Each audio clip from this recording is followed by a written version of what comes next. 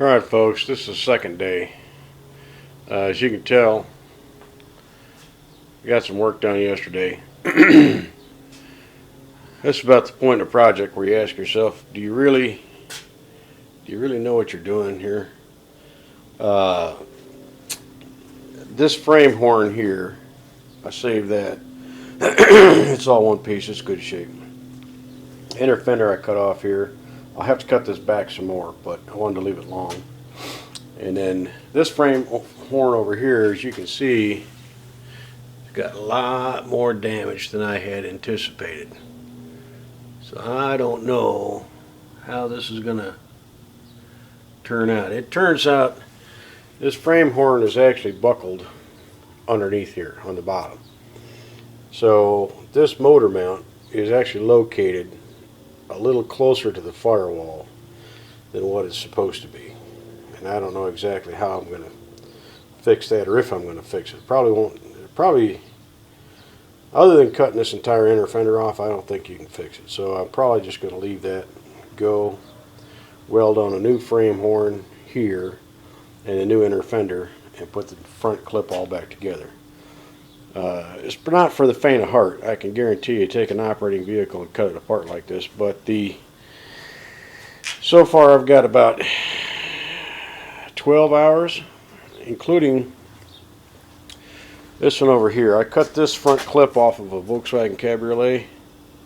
A friend of mine and I gang banged the motor and transmission, pulled it out, and I cut this front end off. As you can see, I did it medieval style. I just used a gigantic sawzall and just cut it off. Now it's going to have to be trimmed up. That frame horn there is going to have to be removed correctly.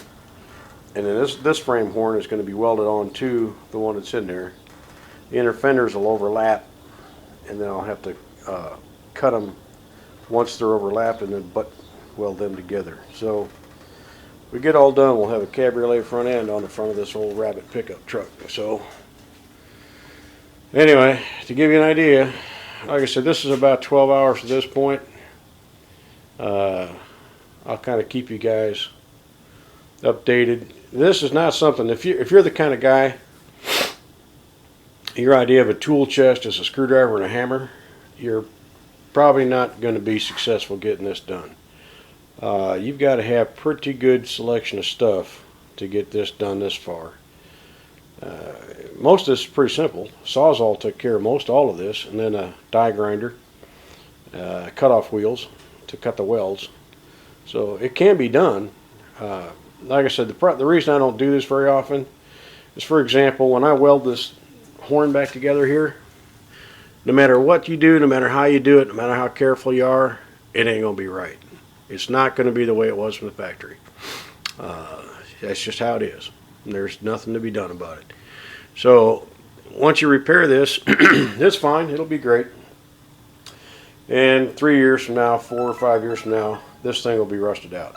And that's just the end of how it is. So it's a non-stop deal with doing body work. That's why I don't do it.